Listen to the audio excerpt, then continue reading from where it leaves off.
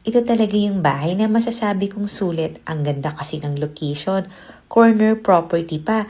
May swimming pool din to. May 5 bedrooms, may maid's room, driver's room, may 4-car garage. Hi, beach room owner.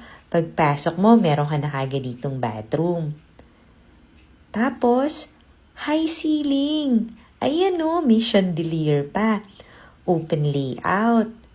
Ito naman yung theater room. May mga AC na rin lahat ng mga bedrooms. CCTV ready na rin. Meron tong lot area na 345 square meters. At ito na nga ang swimming pool. Ang floor area nito nasa 490 square meters. Panoorin mo yung full house tour nito sa YouTube channel ng Home Search Philippines para makita mo rin yung second floor na ang luluwag ng mga bedrooms. Ito nga, ang laki pa ng kitchen dito. Follow and subscribe ka na ha kasi dito mo makikita ang dream house mo. Thank you for watching. Bye!